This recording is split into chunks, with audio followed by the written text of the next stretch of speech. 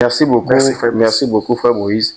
Et là, nous comprenons que vraiment, il y a tellement de fausseté, tellement de choses qui ne sont pas vraies, que le monde tente tout le temps de faire connaître, de faire comprendre, d'inculquer au monde entier.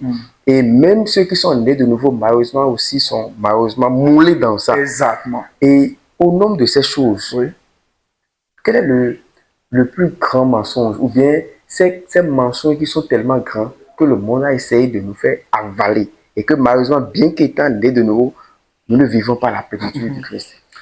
Merci beaucoup. Frère Brice, si vous lisez dans Romains 12, Romains 12, verset 2, la Bible dit ceci: ne vous conformez pas au siècle présent, mais soyez transformés par le renouvellement de l'intelligence. Qu'est-ce qui signifie ne vous conformez pas au siècle présent? Ça dit quoi? Ne vous alignez pas selon les principes du monde. Le monde a ses principes.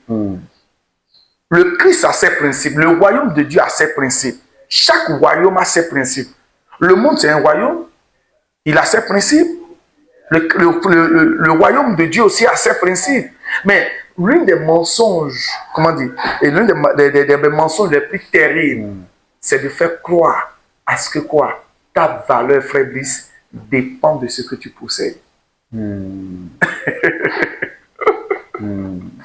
Ta valeur dépend de ce que tu possèdes. Le monde, le principe du monde est que ce que tu possèdes définit ta valeur. Ce qui fait que tout le monde, la majorité, court pour avoir des choses, pour avoir de la valeur. Ce qui fait que le chrétien, il est ignorant de qui il est et il court pour avoir les choses, pour avoir de la valeur. Ce qui fait que quoi? Il vit dans l'esclavage. Malgré qu'il a été libéré, il continuera encore de vivre comme un esclave. Un esclave.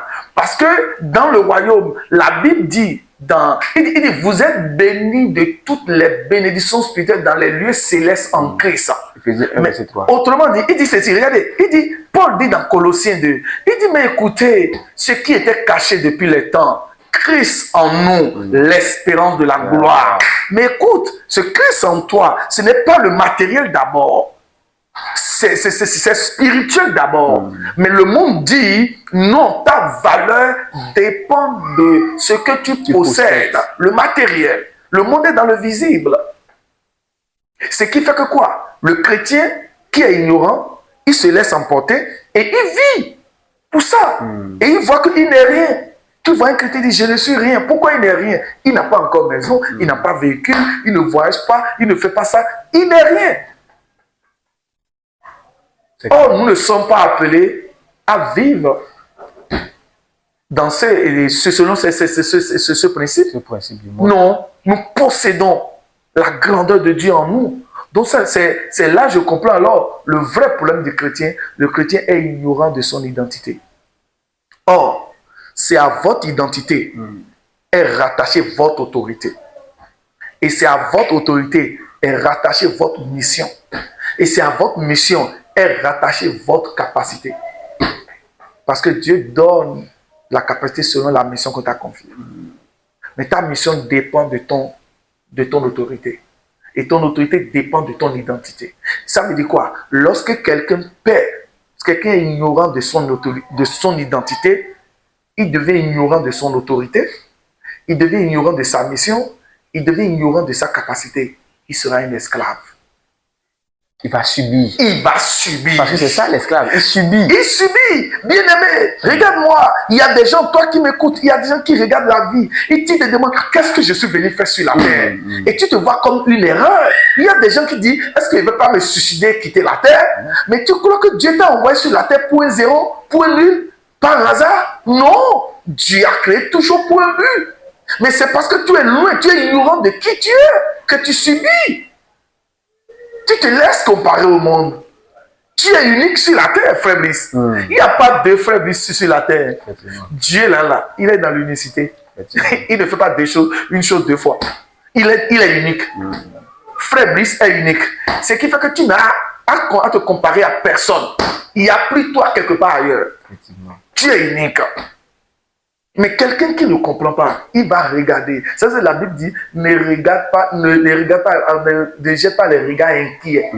Pourquoi les gens jettent des regards inquiets? Parce qu'il est ignorant de lui. Mais quelqu'un qui sait qui il est, il parle comme David. Seigneur, je te dis merci, car je suis une merveilleuse créature. Yes.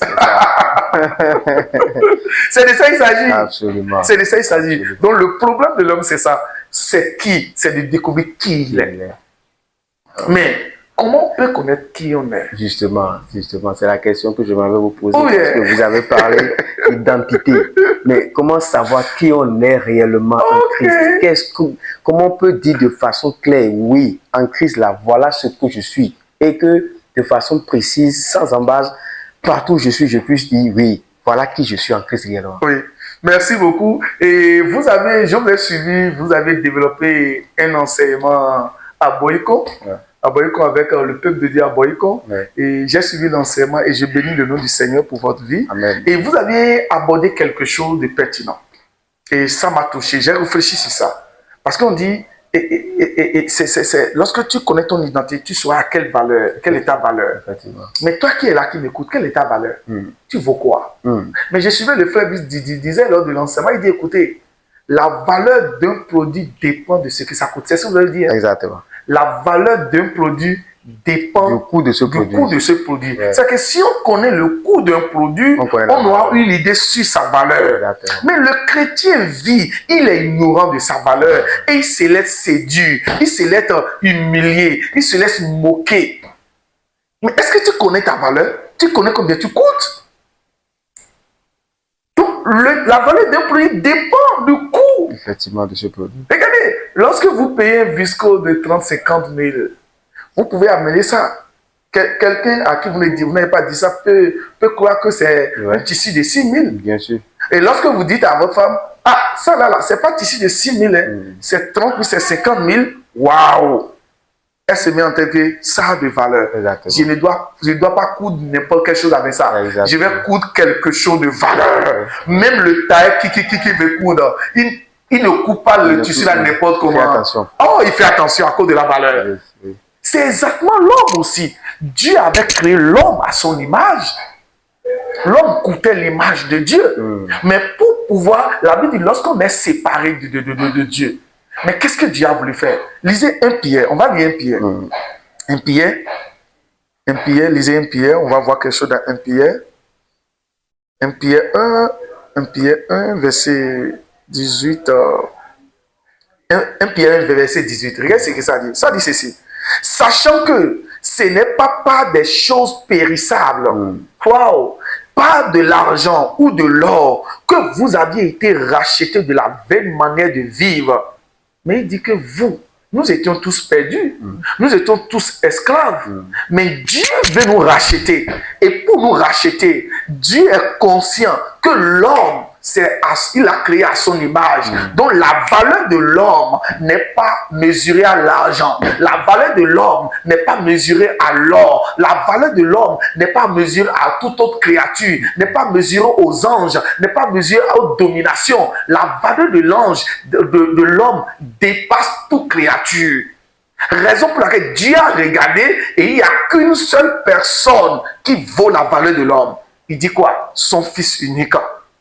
Wow. Aïe, aïe, aïe, aïe, aïe, aïe. Fabrice, il dit, il n'a pas trouvé quelque chose pour sauver l'homme. On dit le prix. Ouais. Que la valeur dépend du prix. Bien sûr. Donc le prix qu'on a coûté pour Dieu, on a coûté Jésus.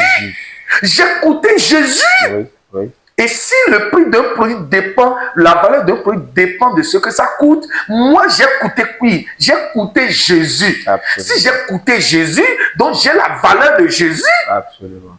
Si un viscose, si un tissu coûte 50 000, ça a la valeur de 50 000.